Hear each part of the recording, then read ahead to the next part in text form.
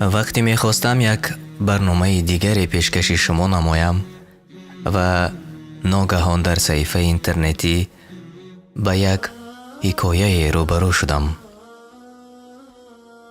сарлавҳааш гӯрсӯзаду дегҷӯшад чунин буд ва ин маро водор сохт ки онро мутоила намоям. ва дар ҳақиқат ин қиссаи хеле нанговар буд ва ин қисса воқеан аз рӯзгори имрӯзи мо аст. мехоҳам онро бароятон пешкаш намоям. ҷавоне дар яке аз зиёратгоҳи атрофи шаҳр амалҳои зиёди ширкиро диду бо муллои калони он масҷид каме баҳс кард. ӯ пурсид: ҳазрат, оё боре ба ин мардум аз намозу дуои ҳоҷат хабар додаед, то умед аз ин қабр накунанду худ дар намозу дуо аз Аллоҳ ҳоҷат талабанд? чун ин аст ислом, ин аст пайрави Қуръону суннат. аммо он чӣ ки ман мебинам ин макон ширк аст. оё ин амалҳо дар аввалин мусалмонҳо буд? оё саҳобагони киром худ назди қабри расули акрам саллаллоҳ алайҳи васалам барои ҳоҷату рафъи мушкилие рафтаанд? он ҷавон чӣ саволе надиҳад? он муллои болои қабр бепарво аз пеши худ бо дуруғу бофтаҳо ҷавоб мегуфт: бале, саҳобагони киром ин амалро накарданд. онҳо аз Аллоҳ худ дар дуо мепурсиданд.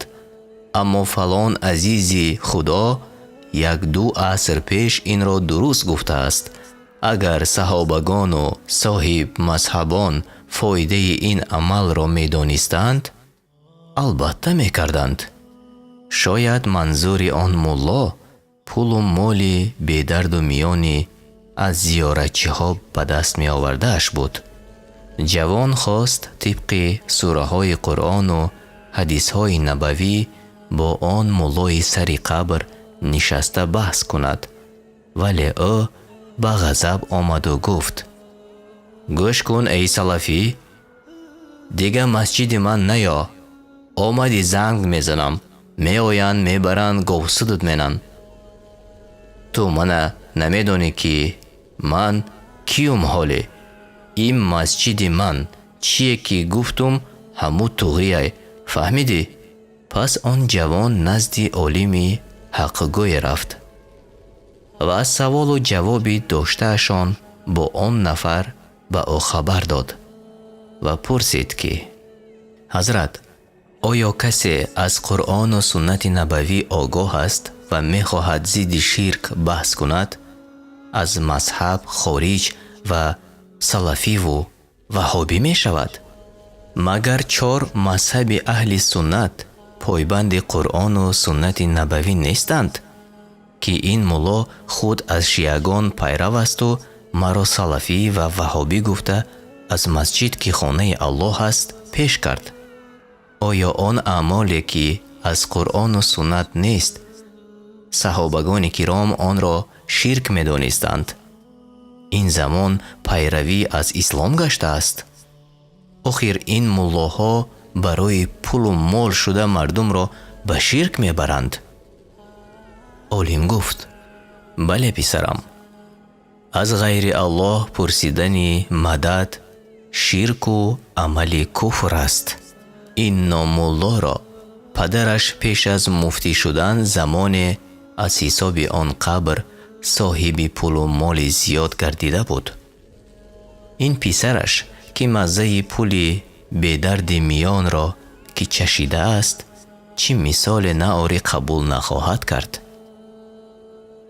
ман боре ба падари ӯ дар дафтаре аз Қуръону ҳадисҳои набавӣ мисолҳое оварда будам ва бародарона насиҳатҳое навишта будам. афсӯс, ӯ ҳатто онро нахонда дар китобдонаш партофт. пас ман ин писарашро имтиҳон мекунам. олим ба назди он нафар рафт ва ӯро саргарми ҳисоб кардани фоидаи муфти он рӯз ба даст омада дарёфт. он мулло зуд пулҳоро дар бағалаш пинҳон карду аз ҷой хест ва олимро пешвоз гирифт. марҳамат ҳазрат, чӣ шамоли шуморо тарафи мо овард? пас аз марги қиблагоҳ шуморо намедидем? олим нахост то болои кате ки асбоби дуруғи мардумон ва амалҳои куфрӣ гаштааст нишинад. ӯ аз он мулло хост то ба масҷид дароянд, чун вақти намоз буд. шумо даромада 2 ракъат таҳияи масҷид хонед, ман аз пасатон меоям, гуфт он нафар. сабаб он буд ки якчанд зиёратчӣ сӯяш меомаданд. олим намози ҷамоат хонду баромаду он номуллоро дид ки ҳоло ҳам болои кат нишастаасту гӯё аз намоз фаромӯш кардааст. ман шогирдро гуфтам намози мардума хонда диҳаду худ дуо накарда зуд баромадам, чунки ин зиёратчиҳо одамони калонанду онҳоро мунтазир кардан хуб нест. дар асл ӯ аз болои кат ҷое нарафта буд. чун он зиёратчиҳо ҳама рафтанд, олим аз дасти он номулло гирифта лаби ҳавз бурд ва гуфт: сабаби омадани ман медонӣ чист? як муддате пеш аз марги қиблагоҳат ман як ҳадияи гаронқадре барои ӯву шумо фарзандонаш оварда будам. оё пас аз маргаш он ба кадоми шумо мерос монд? ман хабар надорам ҳазрат. чӣ тӯҳфае буд? пурсид он нафар, яъне мулло. ман намегӯям он чӣ буд, худат мебинӣ. он рӯз мардуми меҳмон зиёд буду қиблагоҳат ҳадияамро даруни токҳои китобҳояш гузошт. шояд шумо онро надидаед? ҷавоб гуфт олим. пас аз чанде он мулло мошинашро назди он кат оварду аз амбори рӯ ба рӯ буда ҳама он нону қанду матоъ ва як гӯсфанди зиёратчиҳо овардаро ба он бор кард. зиёратчиҳо ин ҳамаро барои ӯ ва танҳо ӯ оварда буданд. қисми камеро аз он ҳама ба дигар хизматгорони масҷид дод. сипас ба олим маслиҳат кард ки рафта он ҳадияро мефаҳмад дар куҷост, сипас занг мезанад. мулло дар хонааш тамоми китобдону токҳои хонаи падари марҳумро мекофт, аммо он чӣ гумонаш буд наёфт. чун дар дили ӯ ишқи пулу молу тилло буд, гумонаш ҳадия яке аз инҳост. аз бародарон ва хоҳарон низ пурсид, онҳо низ изҳори бехабарӣ намуданд. 2 рӯз пас чун наёфт, ба домулло занг зад ва илтимос кард ки агар тавонад ба хонааш биёяд. чун олим ҳозир шуд, мулло гуфт: ҳазрат, наёфтум. нагуфтӣ ки чӣ ҳадияи бебаҳо оварда буден? шумо ақида доред ки мурдагон мешунаванд ва сухан мегӯянд, ҳамин тавр не? пурсид олим. пас аз раҳмати қиблагоҳи худ напурсидӣ аз ҳадияи ман? пурсид олим. вақти сари хоки қиблагоҳ рафтан ман надоштам ҳазрат. мерафтам, албатта мепурсидам. ӯ ҷавоб медод: медонӣ ки дар боло хок шудагияи қиблагоҳ. худатон як бубинед ку дар куҷо монд қиблагоҳ ҳадията? пурсид мулло, яъне манзураш худи шумо бубинед ки ҳадияи шумо кардаро падари ман куҷо монда бошад. олим аз зери китобҳо дафтари овардаашро ки чангу ғубори зиёд гирифта буд, зуд ёфту ба он нафар дод ва гуфт: пулу тилло кофтагисти ҳазрат? лекин ин навиштаҳо аз ҳама пулу мол гаронқадртаранд. инро такрор ба такрор бихон, чун асбоби наҷот дар ин суханони Аллоҳу расулаш саллаллоҳу алайҳи ва саллам аст. ин хабар аз тавҳид аст. мулло нороҳат шуд, аммо маҷбур дафтарро варақ заду каме хонд. сипас гуфт: ман ияра медонам ҳазрат. ҳамира ҳадия мегӯӣ? наход ман қатъи раҳмати қиблагоҳ ҳамиёра надонем. каме асабӣ шуда гуфт мулло: не, шумо ин ояҳову ҳадисҳоро намедонед, чун медонистед дигар мардумро ба ширку куфр даъват намекардед. аз аввалаш бихон ки Аллоҳи муттаол дар каломаш мо бандагонро чӣ хабар медиҳад? ҳар оина ту наметавонӣ мурдагонро шунаво созӣ. сураи Намл ояти 80. яъне ҳар он чи мо зиндагон мегӯем дигар мурдагон намешунаванд, чун ҳама амалҳои онҳо баста шуд. аммо шумо зидди ин ояҳо дурӯғе бофтаед ки гӯё ҳар ки ҳоҷату мушкиле дорад, ин мурдагони солеҳро гӯяд, онҳо ба Аллоҳ мерасонанд. гӯё онҳо миёнрав байни мо зиндаҳову Аллоҳ ҳастанд. оё ин оятҳоро қабул надоред? аммо ҳеҷ як далели ҳақ будани ин гуфтаҳоятонро надореду мардумро ба ширк даъват мекунед.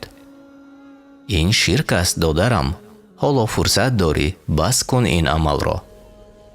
дар ин сура Аллоҳ мурдаҳо гуфта нафаронеро ки тоату ибодат надоранд дар назар дорад. ҳазрат, қиблагоҳ моро ина гуфта буд. зуд ҷавоб гуфт мулло. олим розӣ нашуда гуфт: не, ҳазрат, инҷо Аллоҳ айнан мурдаҳои зери хок бударо мегӯяд. худованд дар ҷои дигар бар мо мефармояд: ва зиндагону мурдагон баробар нестанд. албатта худо ҳар киро хоҳад мешунавонад ва ту наметавонӣ сухани худро ба мурдагоне ки дар қабр хуфтаанд бишунавонӣ. сураи Фотир ояти 22. танҳо фариштагонеро Аллоҳ муваззаф намудааст, яъне вазифадор намудааст, то саломи умматонро ба Расули Акрам саллаллоҳу алайҳи васаллам расонанд. пас танҳо он ҳазрат аз салому дуруди мо умматон хабардор мешаванд, дигарон не. далел ин аст ки Расули Худо саллаллоҳу алайҳи васаллам мефармоянд: дар ҳақиқат барои Худованд дар замин фариштаҳои сайёҳе аст, саломи умматамро бароям мерасонанд. ҳадиси имом Аҳмад. аммо афсӯс, шумо ва он нафароне ки дар назди зиёратгоҳҳо пулу мол ба даст меоред, аз барои нафси палид шуда дурӯғе бофтаед ки ин азизон худ суханони мо зиндаҳоро худашон бе ягон фаришта мешунаванд ва албатта ба Аллоҳ мерасонанд. расули Аллоҳ саллаллоҳу алайҳи васаллам худ намешунаванд, балки фариштагон ба ӯ хабар мебаранд. аммо шумо дурӯғе бофтаед ки ин азизоне ки ба хоки пои он ҳазрат баробар нестанд метавонанд худ шунаванд. дар замони ҷоҳилият кофирон мегуфтанд ки мо ин будҳоро намепарастем, балки онҳо василаи наздик шудан ба Худованд. мо ҳуҷҷату мушкили худро ба ин будҳо мегӯем, инҳо ба Худо мерасонанд. ана ҳамин ақидаи шумо ба ҳамон замони ҷоҳилият дуруст меояд. ҳоло ҳам баъзе мушрикону шиягон дар дигар давлатҳо ҳастанд ки чунин боварӣ доранд. пас оё шумо амалҳои онҳоро пайравӣ мекунеду ин аз ислом аст мегӯед? расули Акрам саллаллоҳу алайҳи васаллам мефармоянд: қиёмат барпо намешавад то ин ки баъзе аз қабилаҳои умматам бо мушрикон бипайванданд, баъзе амалҳои онҳоро пайрав гарданд ва то ин ки будҳо парастида шаванд. ҳадиси Тирмизӣ. пас ин ақидаи хатои ту ва ту бар инҳо пайравӣ аз мушрикону будпарастон аст, аз ислом не. чун ислом он замони расули Акрам саллаллоҳу алайҳи васаллам комил шуда буд ва ҳоҷат به این بافته شما ندارد. قبلگاه من مفتی بود، عالم بود. او این عمل میکرد. استادش درست گفته بود. چی من خود گوش کنم یا قبلگاه ما پیرو باشم؟ پرسید ملا با قهر. یک مثال عادی بیار آمد. دادرت پولی کلان قرضدار است. همین طور نه؟ پرسید عالم. خیلی ها چی گفتنی حضرت؟ قهرش بلندتر شد آن ناملا را.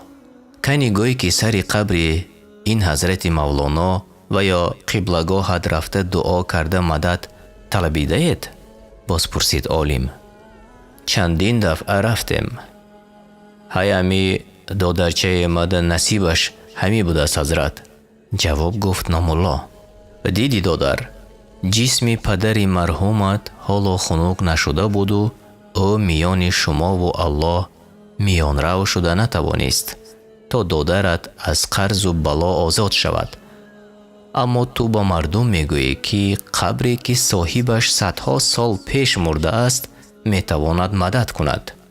دادرت نه قرضش کم شد و بالای این زندانی هم شد، برای آن که شما امید از مردگان داشتید نه از الله.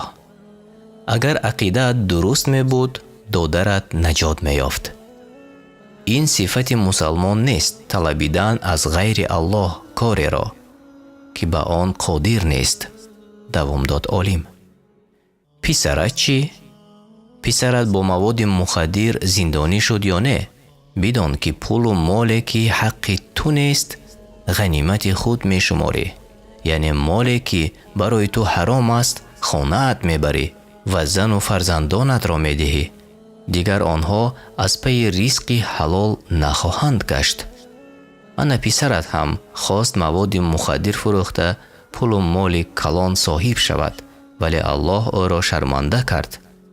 ولی تو از این پروای نداری. آن نامالله خاموش بود. او جواب نمی یافت. سپس عالم مثال قوی آورد که در قرآن الله بر رسولش صلی الله علیه و سلم جواب همه سوالهای بندگان گر پرسند می فرماید. به بندگانم جواب بگو که، یعنی جواب این و آن سوالهای داشتهشان را بگو، اما در مسئله دعا و التجای بندگان الله متعال نمی گوید که ای حبیبم جواب بگو، بلکه خود جواب می گوید. سوره 40 آیت 60 و گفت الله مهربان که ای بندگانم شما دعا کنید من اجابت خواهم کرد. الله در این سوره و دیگر سوره ها می فرماید که گر بنده حاجت دارد نیاز به میان روها نیست، حتی به رسول اکرم صلی الله علیه و سلم، بلکه الله به دعا و تضرع بندگان خود جواب خواهد گفت. چون الله در کلامش باز می فرماید که اگر بندگانم پرسند که آیا الله نزدیک است که ما دعا کنیم، در جواب خود خداوند می گوید که من نزدیک هستم و دعای دعا کنندگان را قبول می کنم. سوره بقره آیت 186. الله نمی گوید که بگو که من نزدیکم، بلکه الله خود می گوید که من آنقدر به بندگان نزدیکم که آنان گمان ندارند. الله مهربان به بندگانش حتی از رگ گردنشان نزدیکتر است و او خود می شنود و انشاءالله جواب می گوید. پس آیا حاجت به این میان روی مرده که خود به یک کف دعای ما محتاج است درست است؟ جواب داری حضرت؟ من ای پیش خودم ایجا پیش قبر دکت نموندم حضرت. پیش من چندین مولای دیگر بود، چی به اونا میکردن؟ او یگان دلیل داشتنده؟ جواب گفت نامالله. عالم پرسید او وارم رنگی خودت مزه پولی بیدرد میانه که چشیده‌اند بی پروا به شرک روی آورده بودند. آیا سوره غافر را خوانده ای حضرت؟ سوره بقره را خوانده ای؟ قرآن را با معنیش خوانده ای؟ در کجای قرآن الله گفته است که خودتان دعا نکنید بلکه روید سر قبر عزیزان من؟ یک مثال از قرآن یا حدیث های نبوی بیار. یک تا زیاد نه. آن نامالله خاموش به فکر رفت. او جواب نمیافت و سکوت را اختیار کرد. پس عالم دوام داد.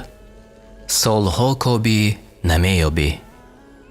چونین آیه و یا چونین حدیث، بلکه الله گفته است هر کی حاجت دارد دعا و تضرع نماید به سوی او، یعنی به سوی الله.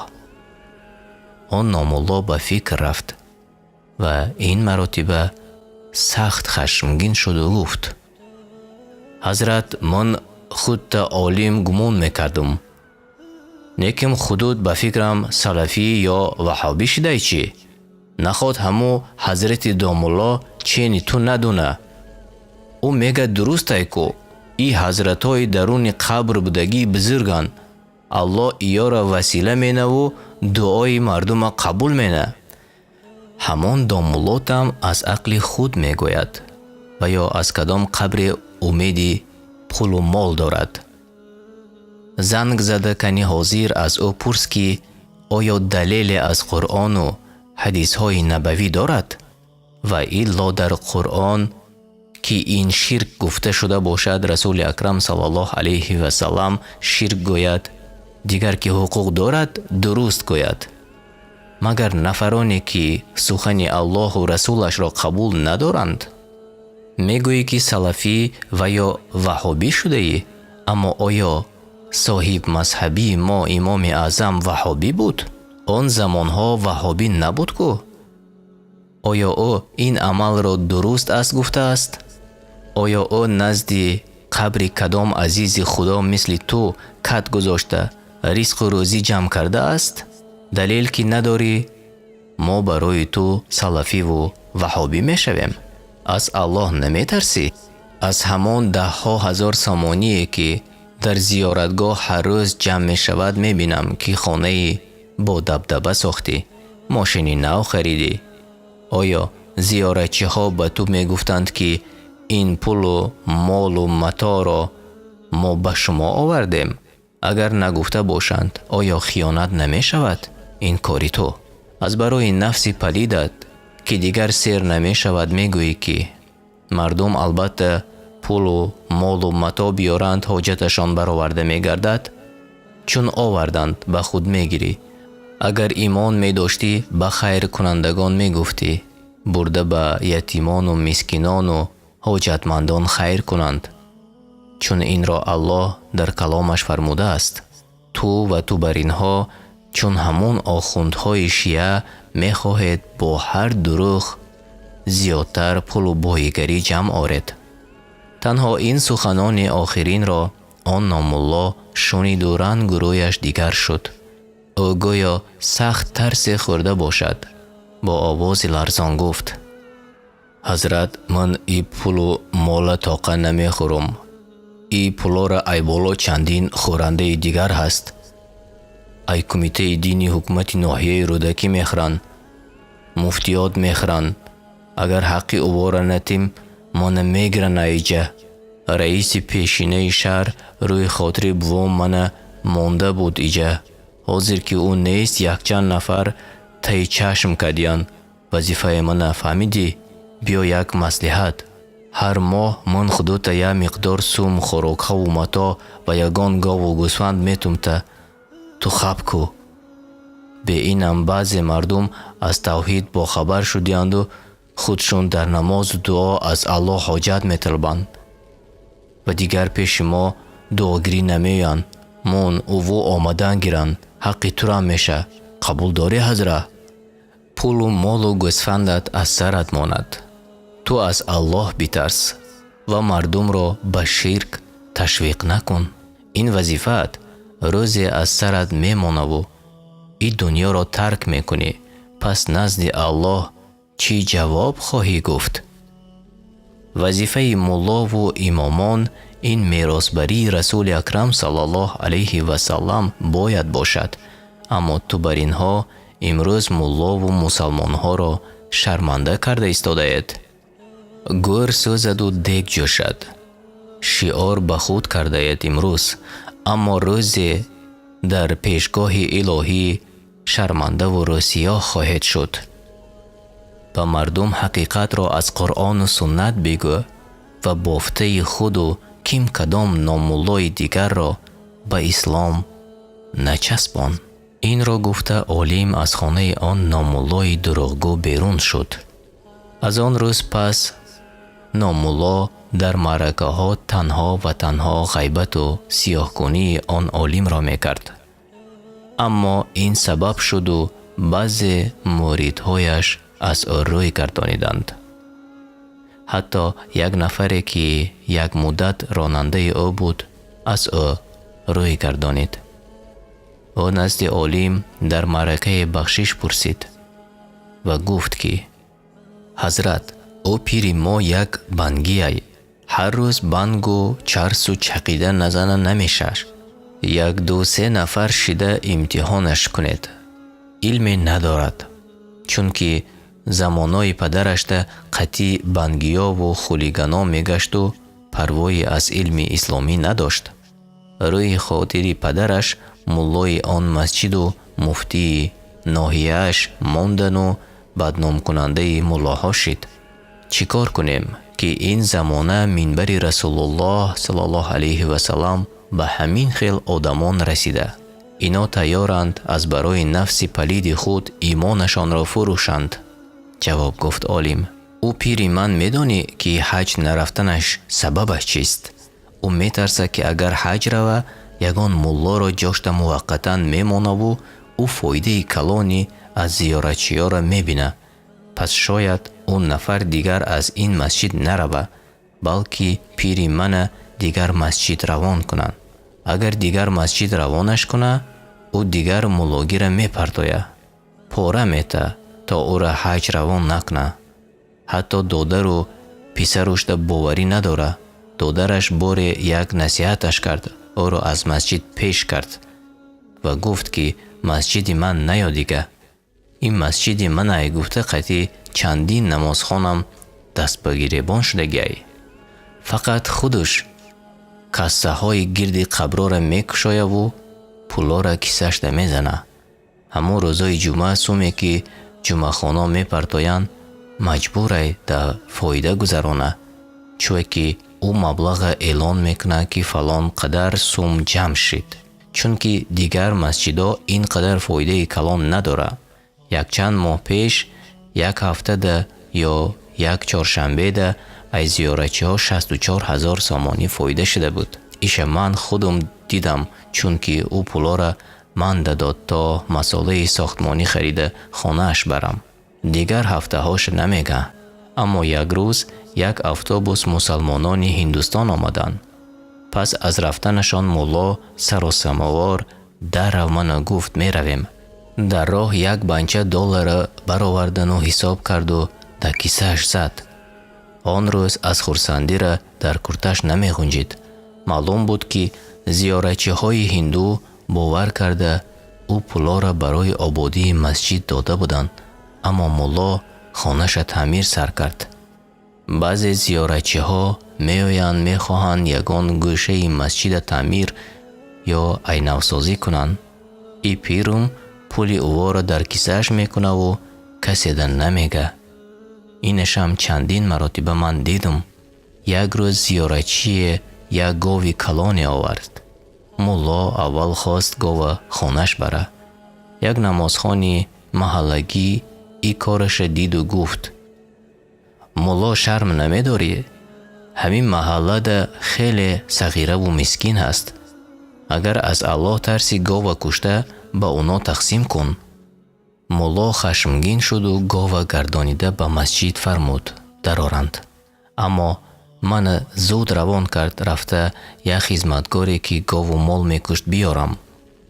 чун ӯ омад говро кушта, дар мошини ману як хешаш бор карда ба хонааш бурд.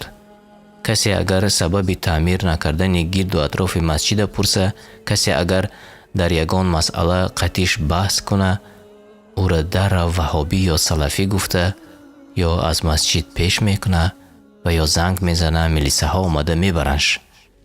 در آخر گفت آن نفر.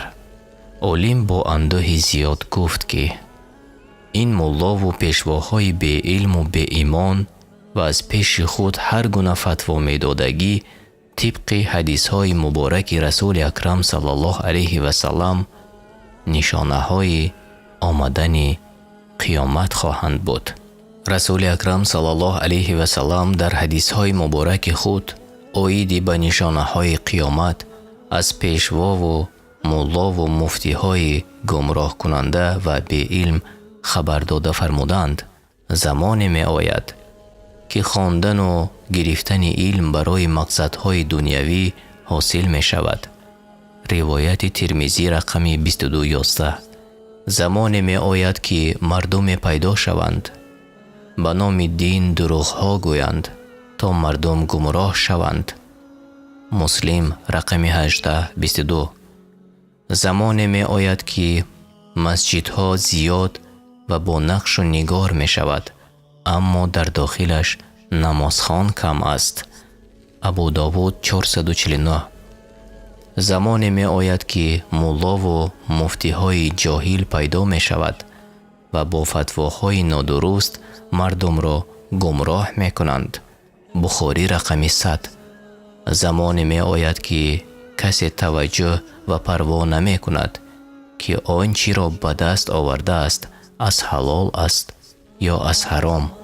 روایت بخاری رقم 2059. الله متعال از چنین طایفه ملا و مفتی ها جامعه مسلمین را پاک گرداند تا مردم اهل ایمان را با دروغ و فتوای بافته خیش گمراه نسازند. دعا کرد عالم. جمال الوجود بذكر الإله وتصفو الحياة بنور